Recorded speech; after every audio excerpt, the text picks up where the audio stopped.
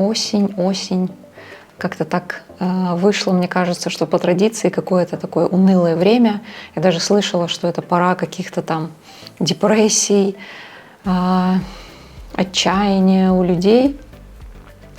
И все чаще люди обращаются там, к каким-то специалистам, много мыслей, много какого-то, не знаю, негатива и так далее. И мне кажется, в этом что-то есть, потому что ноябрь, который сейчас стоит, даже по погоде, по природе, он не очень такой веселый на самом деле, как мне кажется. Листьев уже нет, снега еще нет, и погода такая, что особо не погуляешь, часто там дожди, ветер, и смотришь в окно, действительно берет какая-то тоска прям. Но я все время себе стараюсь напоминать, что это мне решать, как мне относиться ко всему этому, радоваться этой погоде или пребывать в каком-то унынии. Вот. Но я для себя как бы вывела несколько приемов, таких приемов, которые всегда меня спасали, как выйти из унылого состояния и зарядиться вот этой вот той самой какой-то энергией, которой так не хватает осенью.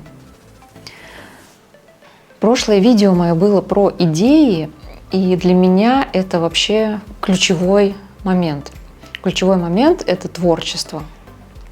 Я вообще не представляю свою жизнь без творчества, без хобби, без вот этого какого-то творческого процесса. Мне крайне важно заниматься каким-то делом, которое мне доставляет удовольствие. Это очень сильно и очень много добавляет энергии в мою жизнь. И это связано не только там с хобби, это связано в принципе вообще со всей моей жизнью. Если не заниматься там тем, что тебе нравится, может быть, не постоянно заниматься этим, но какая-то часть жизни должна быть. Когда ты занимаешься своим любимым делом, то вся другая часть жизни у тебя тоже меняется. Становится больше каких-то позитивных моментов, твое отношение меняется к каким-то негативным моментам. И, в принципе, вот та энергия, которую ты накопил в процессе вот этого творчества своего, скажем так, она идет в расход там, на какие-то, может быть, рутинные дела там, и так далее. Но чтобы заниматься творчеством, я бы сказала, крайне важно сначала ощутить какую-то вот, скажем так, гармонию, баланс внутри, и уже потом переносить вот это вот состояние в творчество. И я думаю, что творить можно только в ресурсном состоянии, и через творчество мы также получаем энергию, то есть такой круговорот вот этого всего. Для меня творчество — это не обязательно какое-то там сочинение стихов или там, я не знаю, рисование. Для меня это в первую очередь внутреннее состояние какой-то полной вовлеченности в процесс и наполнение вот через этот процесс. И я бы даже сказала, что когда мы живем вот по такому принципу, по принципу вот этого творческого подхода, то мы можем больше принести творчество, в принципе, в свою жизнь, там, в отношения, и в работу, и даже в какую-то рутину, да, бытовую. Сделать что-то своими руками, там, приготовить какой-то вкусный ужин, и опять про готовку. Как-то все это красиво, там, я не знаю, сервировать. То есть это тоже такой элемент творчества. И когда вот мы используем такой процесс, то творчество перестает быть чем-то особенным, то есть когда ты отводишь на него какое-то особое там, конкретное время, закрываешься там, в комнате и начинаешь там, творить, да? То есть оно становится полноценной частью твоей жизни. Так вот, о том, как привести себя в ресурсное состояние, как мои способы, чтобы прийти в ресурсное состояние. На днях я уже рассказывала в Телеграм, у нас тут выпал снег неожиданно, и я, конечно же, не могла пропустить такое событие, и первый снег — это вообще всегда он какой-то особенный. Конечно, он растает, Но я пошла в лес с камерой.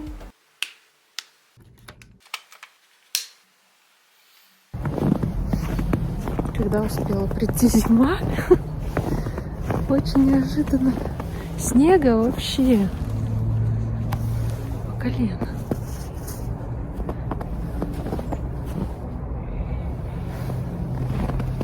Он, конечно, растает, но удивительно. Тоже вот такие деревья стоят снежные. Вообще какое-то новогоднее настроение прям. Снег хрустит так.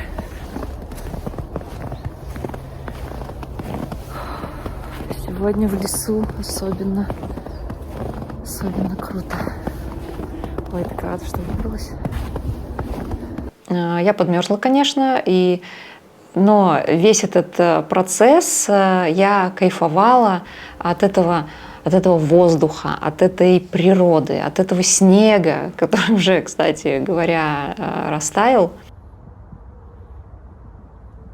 Но самое интересное приходит после, да, то есть вот этот процесс после. Ты приходишь домой, ты начинаешь разбирать вот эти вот снимки, которые ты сделал, и это похоже на какие-то ощущения, когда ты открываешь подарок, когда ты не знаешь, что внутри, ты разворачиваешь вот эту упаковку, и тем более я снимаю со старым советским объективом, который вообще совершенно непредсказуемо ведет себя на современной камере, все с ручными настройками, и вот это вот эффект вот этой вот магии какой-то, когда ты сначала погулял, сделал какие-то снимки, и потом ты приходишь домой и думаешь, что же там получилось.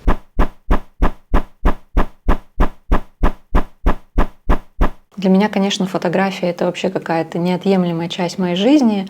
Это несомненный элемент творчества. И я стараюсь, не то что стараюсь, это просто как-то уже вообще происходит само собой. Я постоянно что-то фотографирую, постоянно что-то снимаю, фотографирую. И мне это доставляет просто дикое удовольствие. Дальше. Значит, про еду тоже я не раз говорила. 100 раз говорю, в каждом видео говорю, там я люблю готовить, мне нравится вообще в принципе вот этот процесс. Для меня приготовление еды — это вообще что-то увлекательное, то есть это полное, тотальное погружение вот в этот процесс.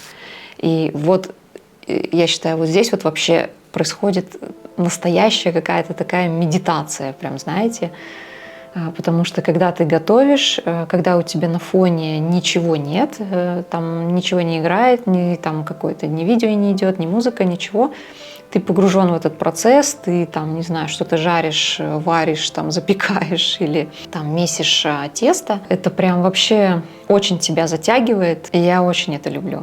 Кстати, про спорт. Спорт, да, это прям та штука, которая действительно добавляет энергии. Он добавляет энергии на самом деле, он не отнимает, хотя там кажется, что ты там позанимался, да, и у тебя стало меньше энергии, на самом деле нет. На самом деле после прихода из спортзала у тебя энергии еще больше.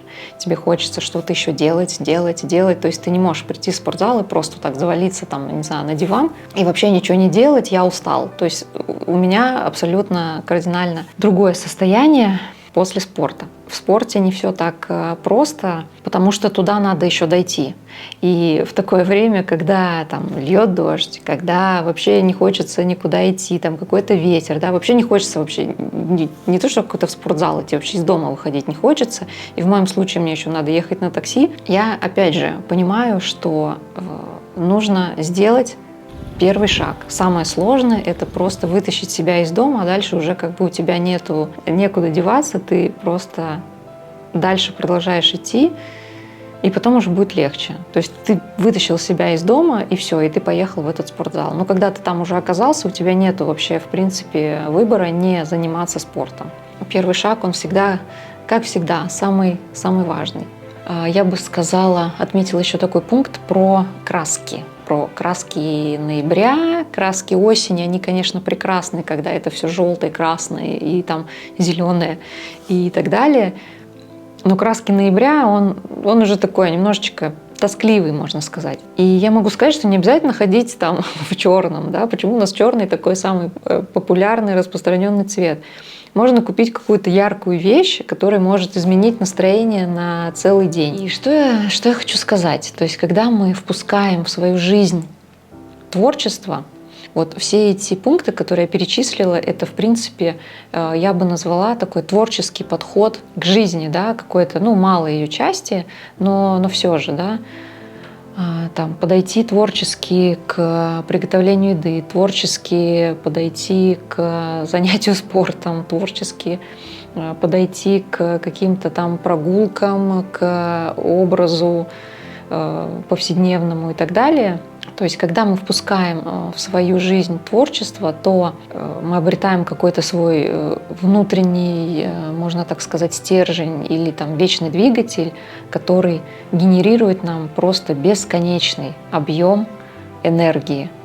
Мне кажется, крайне важно понять, что заряжает тебя, и делать такие шаги. И самое главное, не лениться, не пребывать в каком-то унынии. Кажется, осень — это не повод, чтобы пребывать в таком каком-то унылом, тоскливом и депрессивном состоянии. И мы ответственны за свою жизнь, и мы можем все это изменить, все это в наших руках. Главное, как всегда, действовать